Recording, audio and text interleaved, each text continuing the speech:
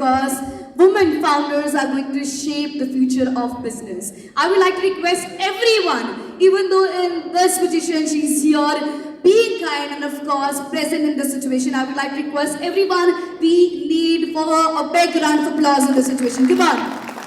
Thank you so much, ma'am, for coming out your valuable time and being part of this powerhouse business where the women are going to shape the business, or I can say that the shaping future. So I would like to request our panel discussion to please take the lead. I would like to request our moderator, Neha Sharma ma'am, to please take the lead for the session.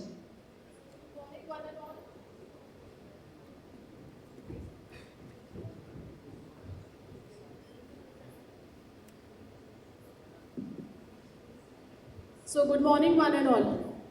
Well, I'm feeling a bit overwhelmed because of this current situation which I'm into.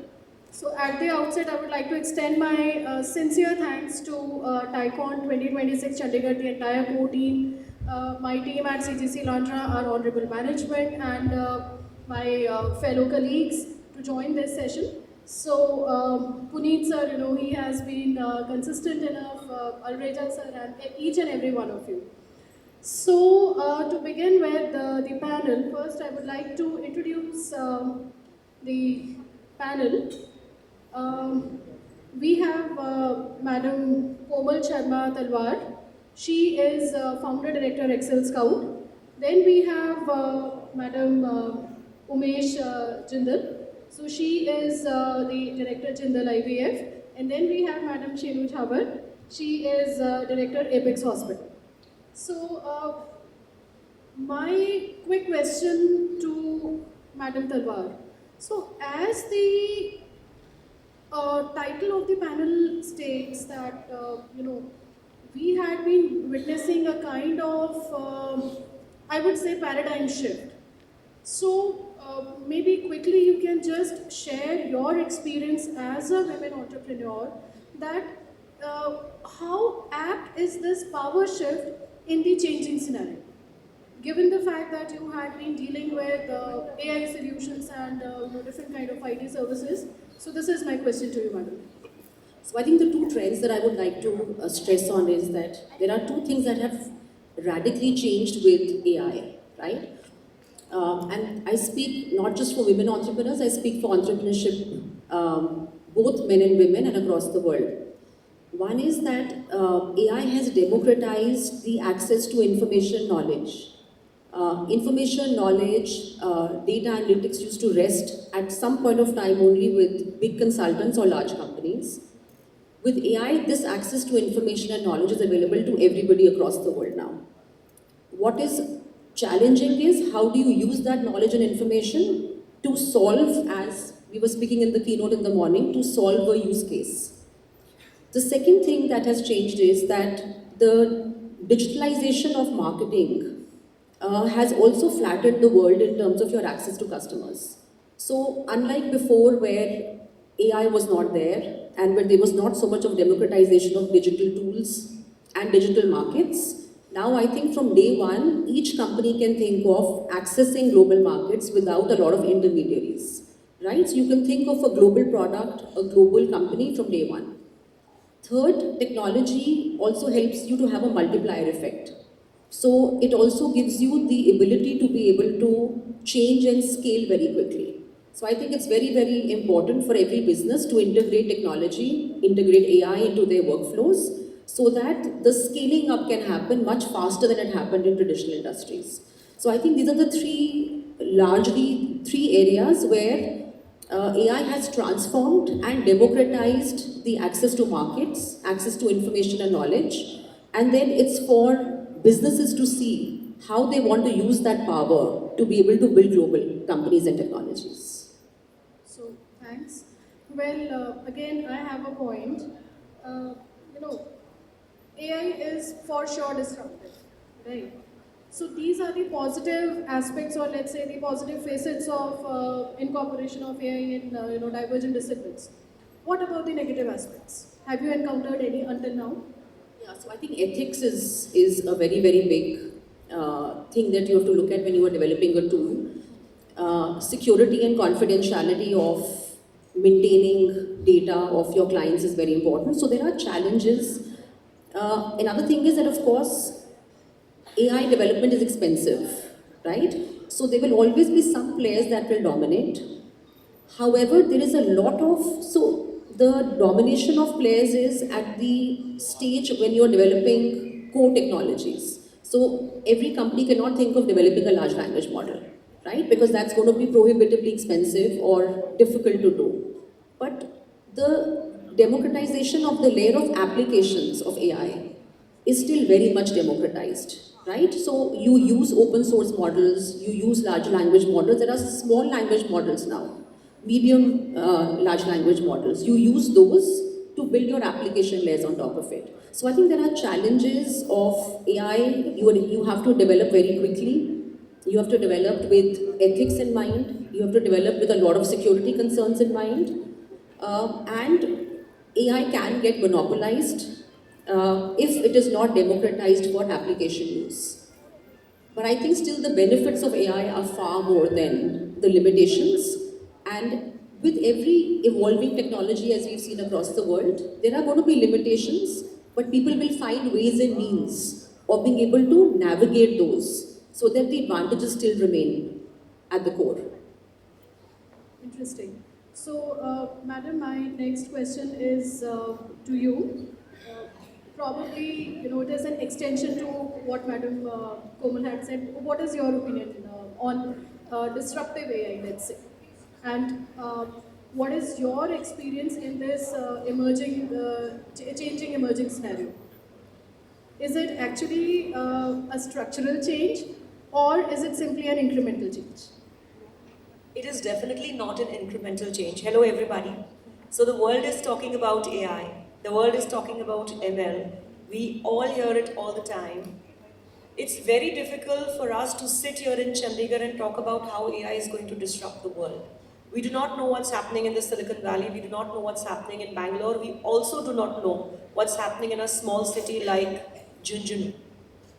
There is so much happening in terms of technology across the spheres, across the sectors. Who would have thought that a handset, which would be a wireless phone, would not just be a tool for communication, but would disrupt your alarm market, your calendar market, and so many other things. So technology today is not just sector specific, it is going across, it is a foundation.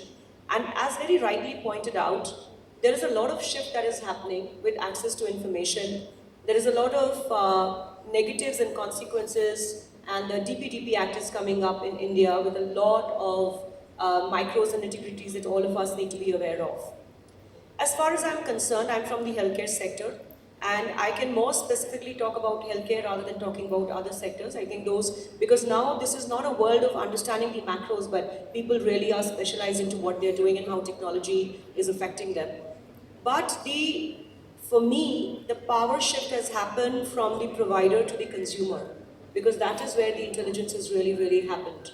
And we are now catering to the consumer, and we're not catering to the consumer with the vision of the next 5 years of what we're going to give. Everything is changing even within a span of 6 months. The power of the decision making has gone perhaps from a certain a sect of the, whether you call it the generation or years, it has completely moved. And how that generation is making the decisions, that also has to be understood from the perspective of the provider. So there is so much change that is happening, but it's not just it's not just for the consumer, but also for the provider to understand in a very, very dynamic manner as to what is the feedback which is coming in from the market, and to make those changes in a very, very fast manner.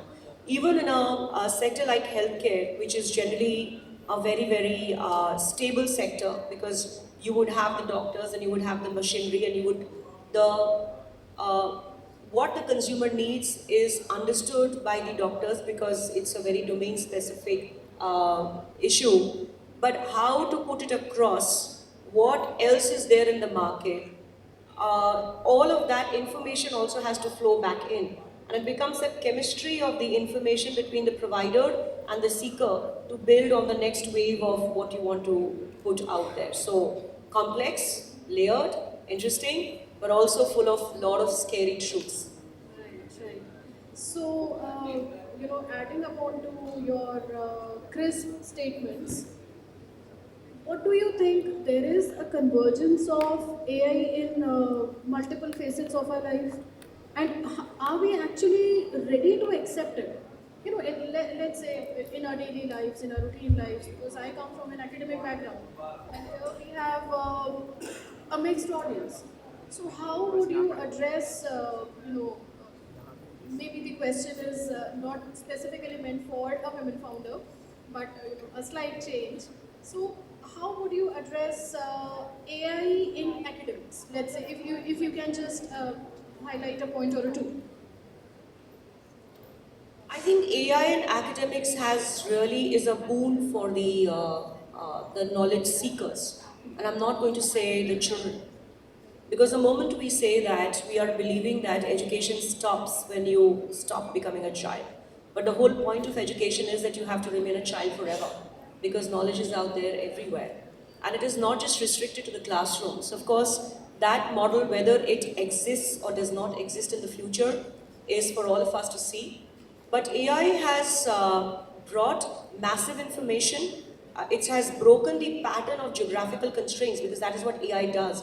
Because it has large volumes of data, it is bringing you a lot more information than what a particular book or a particular geography can either provide or digest, right? So that pattern is broken. And accessibility from any nook and corner of the world is there. So I think AI in those terms is important. I'm not going to pick up the point of who's providing the teaching. I think if that is what you're trying to address, whether it's a teacher, whether it's it's an agent, an artificial agent, but I think all of these things will continue to exist. So in India, for example, we spoke about the online market, and the largest of the largest still had to set up brick and mortar setups, which aided their online consumer market. So I think, again, cut, copy, paste is a thing of the past.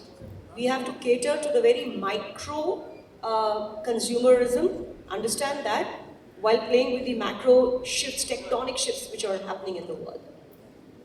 One point I want to add there is also that AI will enable customized learning programs, right? If you look at a classroom, it's mostly very diverse. You have high performers, medium performers, low performers. Right now, our education system is geared towards providing the same pace of education to everybody in a classroom.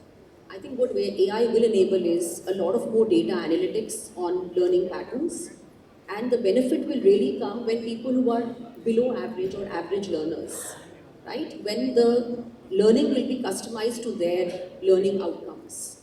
There you will see, again, democratization of performance in a very, very big way. But I think we've got a long way to go there. And I'll just picking up on that point, and I'm sorry we are stealing the time too much. We're going to stop now.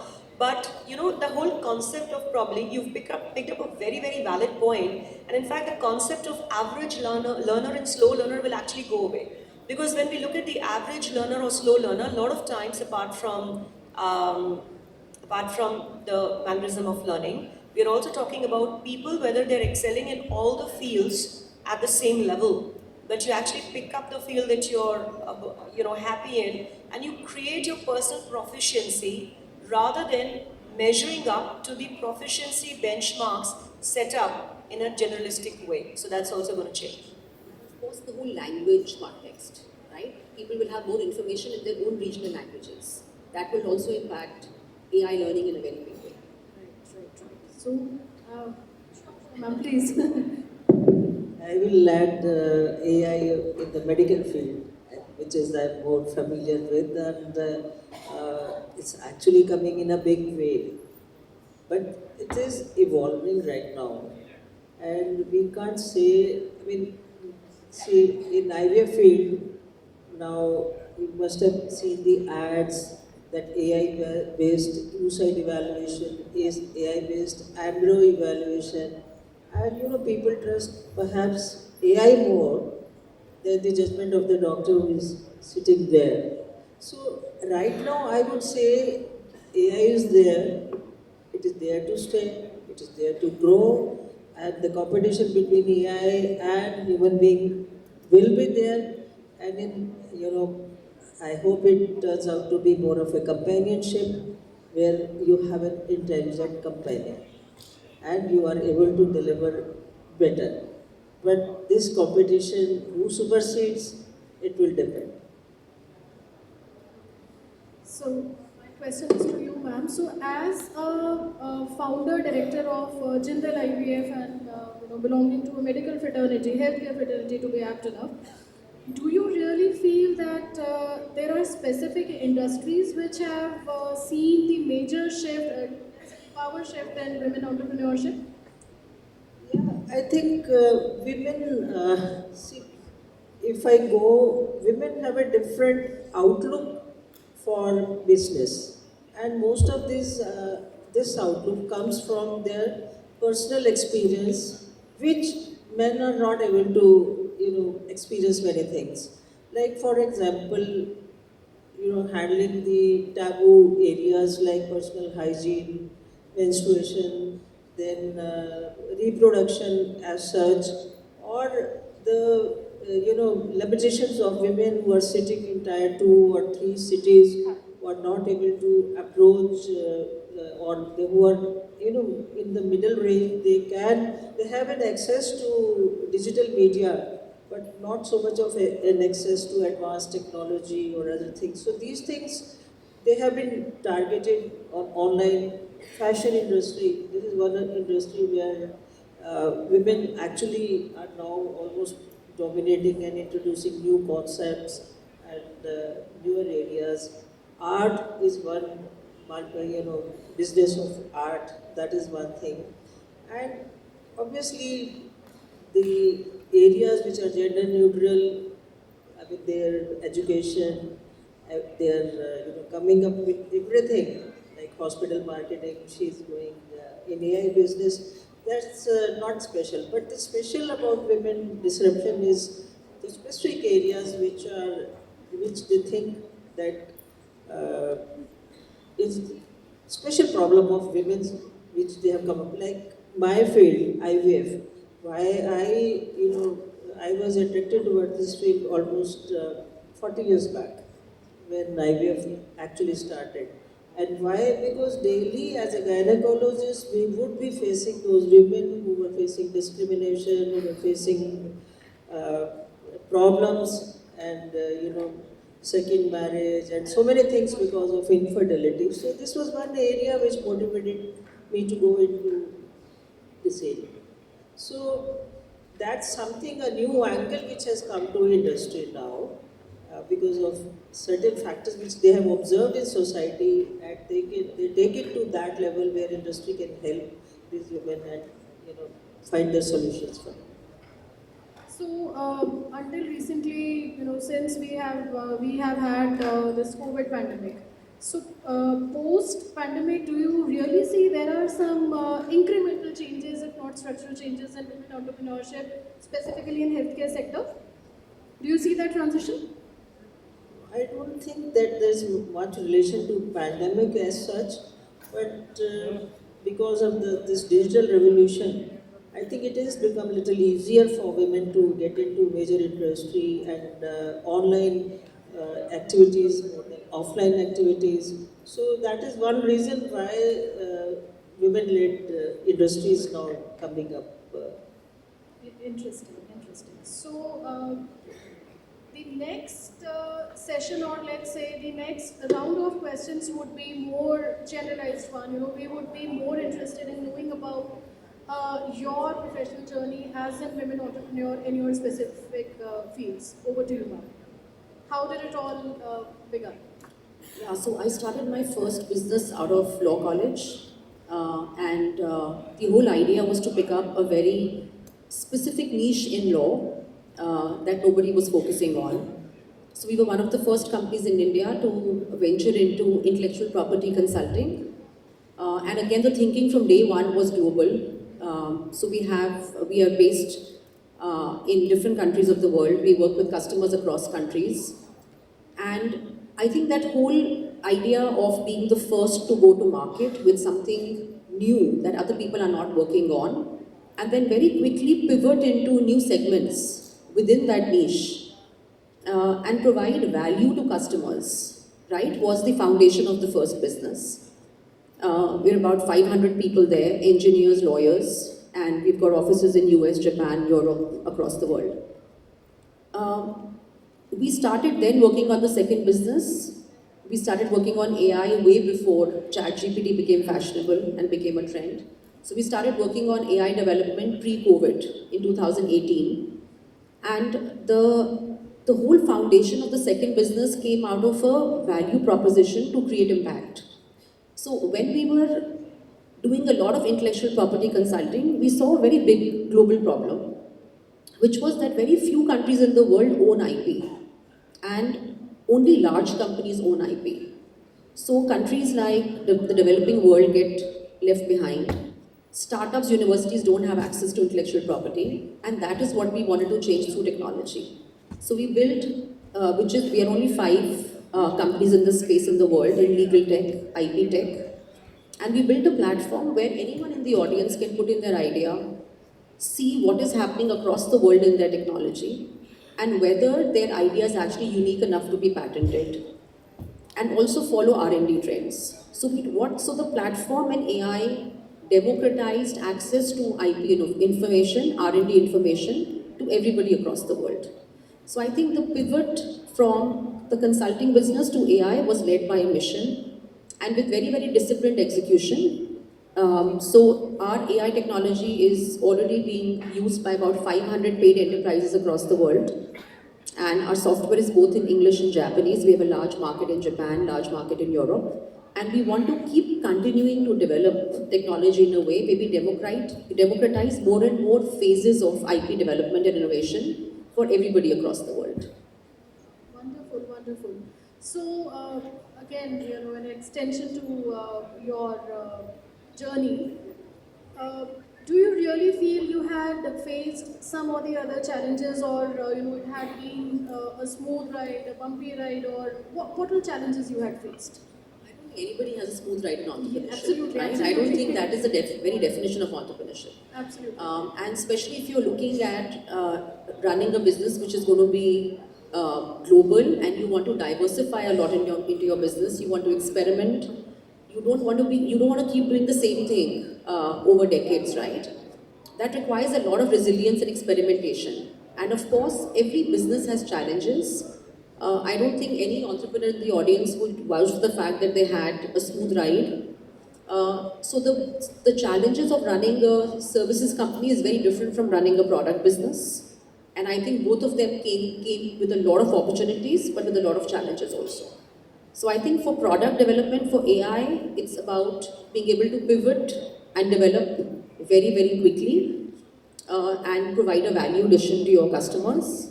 On the consulting part, you have to again differentiate in your service solutions, and you have to be able to globalize your business at scale, right? So I think mostly those are the two aspects we've always worked on, and always thinking out of the box and thinking ahead of times, I think always gives you an edge in business. Aptly stated. So, over to you, ma'am. We are keen to know about your journey so far. How did it all begin? What were the critical gaps you had identified back then? So very interesting that you start from there. So I did my hospital management course, and then my husband and we went to the UK to work in the NHS, and this was back in 2000, right? Yeah. So in 2000, of course, there were things happening outside of India which we were not really talking about, and I was working in the clinical governance, and I was working as a clinical auditor. And the one question that I think everybody back then would think of auditing would just be the financial audits. But little did people realize that even if when we are providing, the doctors are providing care, then it should be evidence-based.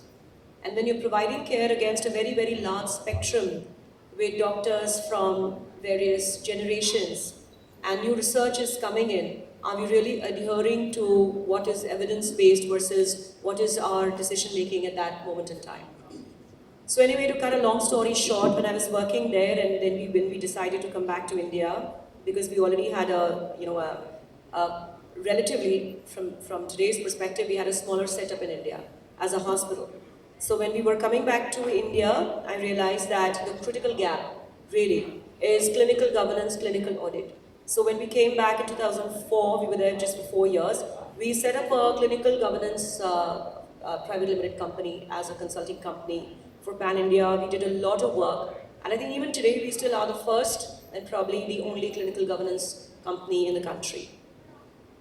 So traveled far and wide, met so many different people, hospital owners from metros, from smaller towns, and I think one thing that I've learned is, and picking on what the question that you asked our co-panelist, that was it a smooth ride or did you face any difficulty? I think the teaching lies in the difficulty, isn't it? Smooth rides create a lot of assumptions about life, especially on the success, which may not be attributable to the things that you're really doing and whether you're doing them right. But when you face a difficulty, which I would never call a failure, that is where you understand how to evolve as a better professional. So I can see the exchange, and I think we're running short on time. So the journey has been great, and whether it's been a critical gap, whether it's been a difficulty, but all of that has been a part of the journey. And today, while the consulting company is also there, we later evolved into setting up hospitals, but all of that knowledge came in very handy. So one thing that I would definitely want to leave with the audience as a parting shot is that sometimes we become very focused, but the consequence of focus is also having a tubular vision. It's very, very important to have a 360-degree view as much as we can, even given as entrepreneurs the work that we are doing, having that view. So for example, I was in public health also, I was in healthcare versus hospital care also, but all of that contributed to the main P&L that I was focused on. Well, and that sorry is sometimes to cut you in between, yeah, just a little short of time. So the Sure. powerhouse of women need to be felicitated. I will highly request everyone if you'll give them a big round of applause. Come on. And I would like to request Ritika ma'am to please kindly come up on the stage because we need a woman to women upliftment. So here we have a felicitation from the side of TiECON Chandigarh. I would like to request all the panelists to please kindly step forward and join us. And Ritika, thank you for the TiE women, the wonderful work that TiE is doing for the women's sector. So just wanted to put in a line for that. Thank you so much. We request our panelists to please kindly come forward. Yes, I would like to request Dr. Madhu Chatkara to please kindly come up on the stage and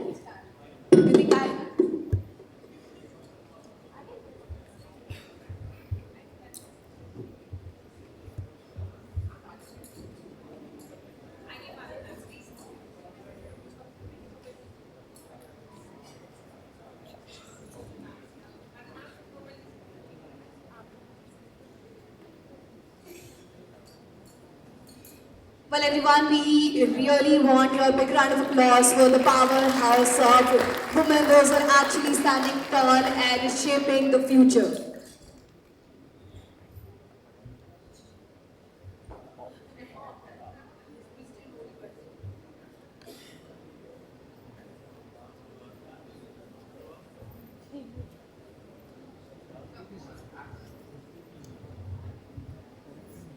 Once again, we would like to request our lovely audience to please put your hands together.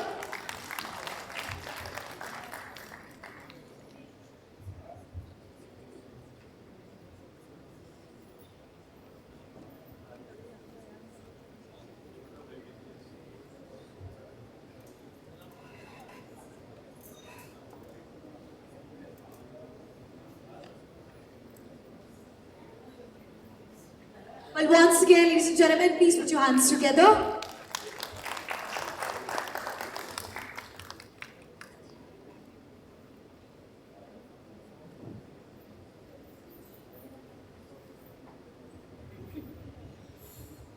Well, thank you so much, Neha ma'am, for being the moderator. Even though here we are standing tall in this situation, she really needs a big round of applause, ladies and gentlemen. Please put your hands together. Thank you so much to all the powerhouse. Thank you so much. Please be seated again.